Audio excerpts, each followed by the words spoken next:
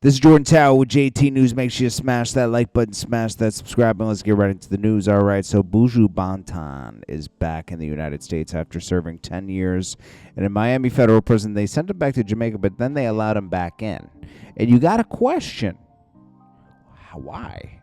Because many usually have to wait 10 years after a conviction like that to be able to be allowed back in, which leads many people to believe that he possibly could have cooperated with the government. It was a drug case, and he possibly could have cooperated with the government to give somebody up or connect or something. And think about it.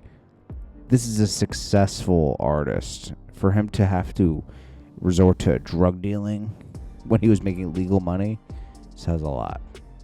I mean, it wasn't going so good. But, hey, of course he's next to Khaled. Then he's on a private jet. It's like, what? Like, weren't you just, like, struggling to and forced to drug dealing, and now you're on private jets? Kendrick Lamar buys a $40 million house in L.A. Things are good. Drake, you turned this guy up. He was doing well, but now he's doing great. Okay? Thanks to you. You engaged. I love how they're so worried about Kanye's wife, maybe turning to. She's already a porn actress. She's just not on. She's just not on tape yet. She does whatever for Kanye. She's Kanye's little puppet. Let's be honest. Okay, that's what's going on. Los Angeles County District Attorney's Office says we are aware of the video that's been circulating online depicting Sean Combs assaulting young women in Los Angeles. We find the images extremely disturbing and difficult to watch. If the conduct depicted occurred in 2016, unfortunately, we would be unable to charge, as the conduct would have occurred beyond timeline where crime of assault can be prosecuted. As of today, law enforcement has not presented a case related to the attack depicted in the video against Mr. Combs. But what about the guy who sold the video and suppressed evidence? But we encourage anyone who has been a victim or a witness to come forward. There has to be some way to charge Diddy, because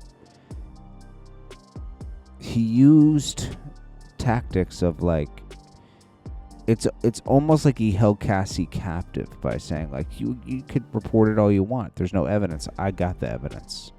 Like, it's almost like being around the devil. That's how they describe the devil. He's like, you can't do anything. I control you, Diddy is the worst, bro. Diddy had stated this a while back. Enough is enough. For the last couple of weeks, I've silently watched people try to assassinate my character and destroy my reputation and my legacy. Sickening allegations have been made against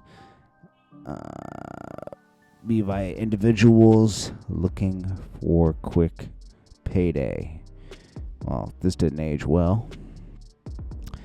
Low Key speaks on telling Meek Mill to stand down from beefing with 50 Cent. Meek Mill quickly responded, says, I'm not going to stand down. Low Key's from, like, Apple Music with Ebro. He says, for what, I'm on year 15, talking the same way, making millions, feeding my family. Okay. Some of y'all need to stand up. You take stuff too far. Then I think he says, like, seems like you missed having a dream. You're living a nightmare or something. That was funny. He said, I'm simply speaking the exchange with King Combs at Fifth. It's nothing to do with you. He is right. Glorilla drops another trash record. I hope they don't get rid of Inside the NBA with Charles Barkley and Shaq. It's one of the best sports shows on TV. It's funny. Adrian Boner's opponent, Blair Cobbs, brought a puppet to the press conference. FBG Butter claims that King Yella is a pedo and a registered offender. I don't know. This guy's a snitch, bro. So it's like, how you going to take his word for anything?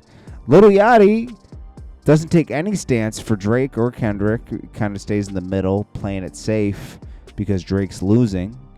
And to me, that's an act of betrayal because Drake turned Lil Yachty back up. This didn't age well either. Neighborhood talk saying Diddy posting his child and saying, "Oh, Diddy was youngest daughter." Didn't age well. 2 days later, we get this video of him putting hands on Cassie. Mostafa K. Yasin Bey says that Drake is great music to shop to. True.